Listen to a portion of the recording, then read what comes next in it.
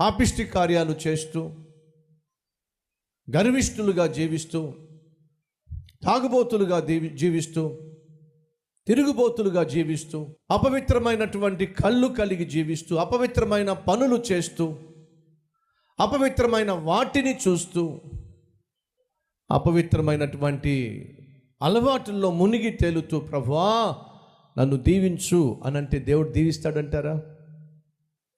అబద్ధాలు చెప్పేవారిని దేవుడు దీవిస్తాడా? అన్యాయంగా సంపాదించేవారిని దేవుడు దీవిస్తాడా? వృద్ధస్తమాను భార్యను వేధించే, భర్తను నిందించే భార్య భర్తలను దేవుడు దీవిస్తాడా? తండ్రి అంటే, తల్లి అంటే లెక్క లేకుండా, గౌరవం లేకుండా, మర్యాద లేకుండా తిరగబడేటటువంటి బిడ్డలను దేవుడు దీవిస్తాడా? భార్య పట్ల, బిడ్డల పట్ల బాధ్యత లేకుండా, ఆ కుటుంబాన్ని పట్టించుకోకుండా ఇష్టం వచ్చినట్టుగా జీవించే భర్తను దేవుడు దీవిస్తాడా? భర్త పట్ల గౌరవం లేకుండా, బిడ్డల పట్ల బాధ్యత లేకుండా, ఇంటి పాటున ఉండకుండా ఇష్టం వచ్చినట్టుగా జీవించే గయ్యాలి భార్యను దేవుడు దీవిస్తాడా?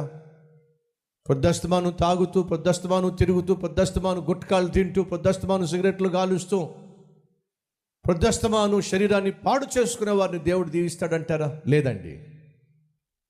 ప్రతి ఒక్కరికి ఆశ ఉంది, దేవుడు నన్ను దీవించాలి. ప్రొద్దుట లేచినప్పుడు, ప్రార్థన చేసినప్పుడు సాధారణంగా మన ప్రార్థన సారాంశం ఏమిటంటే, దేవా నన్ను దీవించు, నేను చేసే పనులు దీవించు, నా కుటుంబాన్ని దీవించు.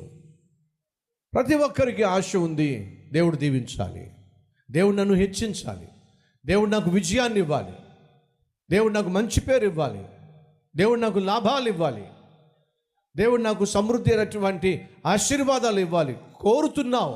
కానీ ఆ కోరిన కోరికకు తగిన జీవితం నువ్వు జీవిస్తున్నావా? దావీదు జీవించాడు.